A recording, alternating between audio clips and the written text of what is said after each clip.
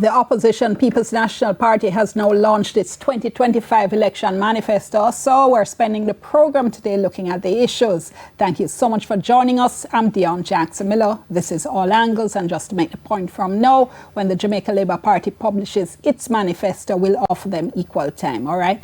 So joining me for this segment of the program, we have opposition spokesperson on justice, Senator Donna Scott Motley, also with us, although Parliament not dissolved yet. So we'll get into the intricacies. Kind of. It will be dissolved on Friday. Okay, so you're the Governor General sent out a proclamation. So until then, you're still a senator. Still a senator. Okay. And we also have with us People's National Party campaign spokesperson Cleveland Tomlinson. And later on, we're going to have joining us in studio as well, assistant lecturer in the Department of Government at the University of the West Indies Mona campus, Andrew McDaniel, as well as president of the Jamaica Manufacturers and Exporters Association, Catherine Silvera. Before we start discussion, here was PNP President Mark Golding at the launch.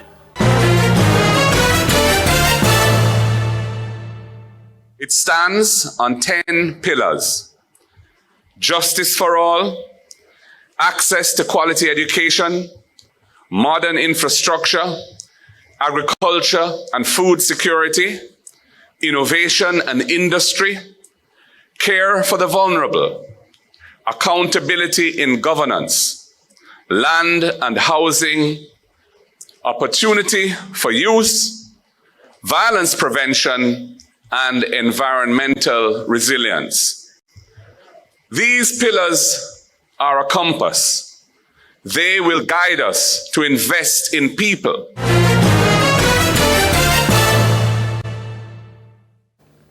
Okay, so let me start with Cleveland Tomlinson, because people have been asking for weeks or months now what a manifestos. So one of the things we're hearing from people is how realistic are the raft of promises and proposals we're seeing in this? Yeah, our proposals are credible. We have costed them and we have the sources of financing for them. And they're informed by what the people have indicated that they wanted. So we did not just pull policies out of a hat. We engaged extensively with respective stakeholder groups. And one of the things that we are proudest of is that our policies are inclusive. Each stakeholder group in the country can see themselves in the manifesto. They can see where their needs and aspirations are catered to.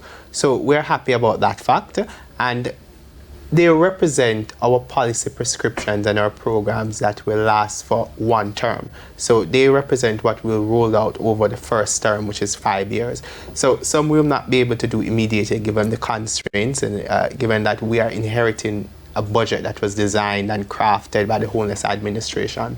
Because when we win the election on September 3, we will have completed roughly 6 months of the fiscal year. So we will have just about 6 months remaining. So you can make some alterations through supplementary estimates. It's not ideal, but we will ensure that for the next budget that will be crafted, our policies are fully accounted for, costed, and will be rolled out.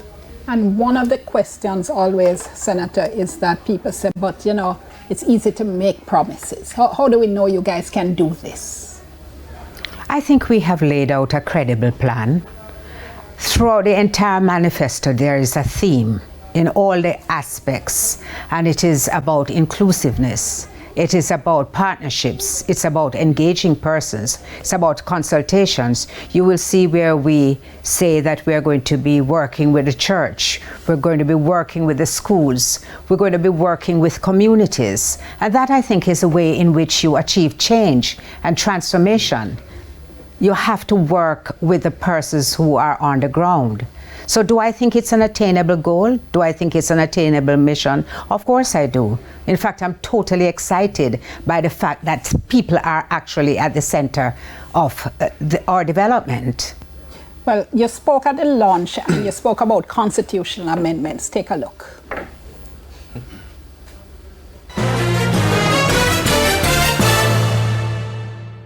We'll be launching broad public education and awareness campaigns, all aimed primarily at the outset with replacing the British monarch with a Jamaican president chosen by the people and accountable to the people. We will make the Caribbean Court of Justice the final court of appeal. We shall replace the British, the United Kingdom Privy Council.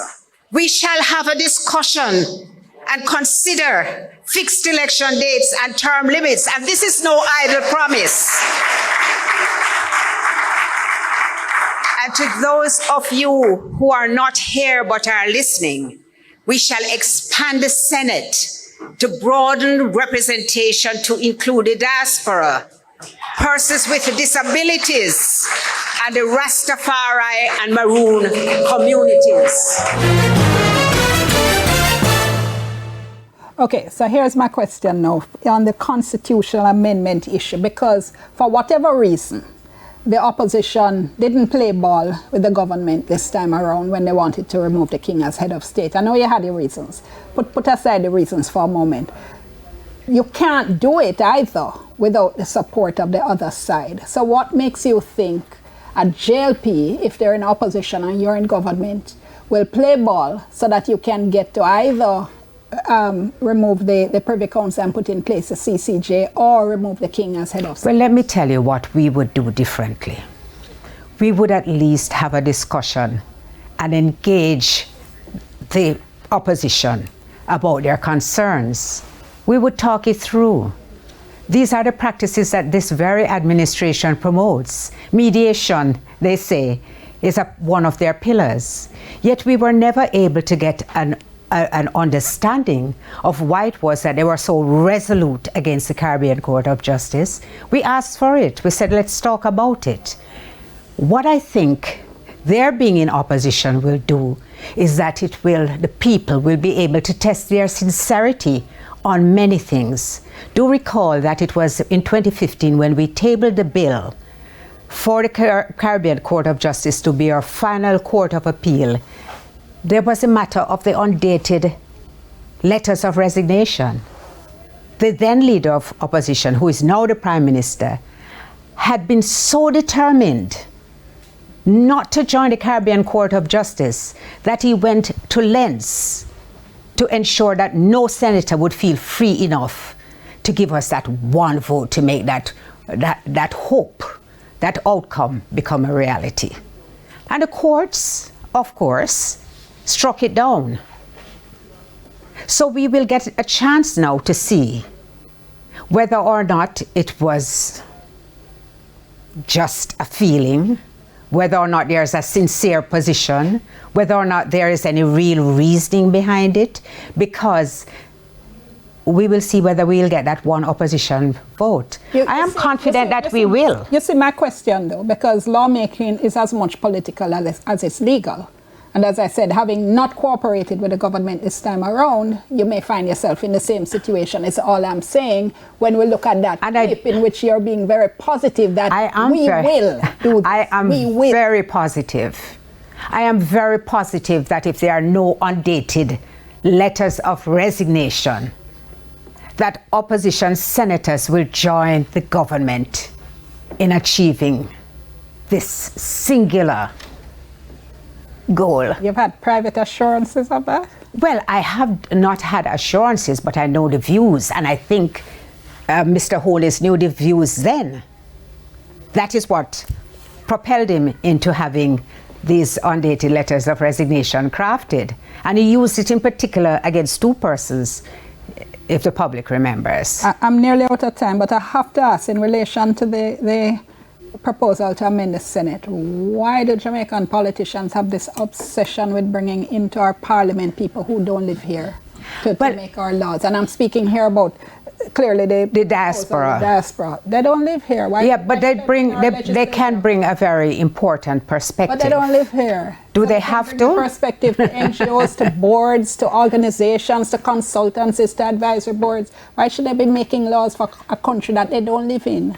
Well, it's a fair question, but they also contribute a lot to Jamaica, developmentally, not just financially. Because every time you hear about the diaspora, you hear, oh, they give money and they give so much money. And our remittances are almost one of the pillars of our economy. but they give a lot of advice. They consult with us on different matters. Some of them are the best of our people who have migrated, and they are wedded generationally to Jamaica. When you speak to them, persons who are third generation consider themselves Jamaican. I think they should have a stake in the country and in terms of its legislation. Okay, let's take a break. When we come back, we pick up. Remember our WhatsApp line, 2540693, 876-2540693. Give us your first name, give us your general location, taking your questions as well. We'll soon come.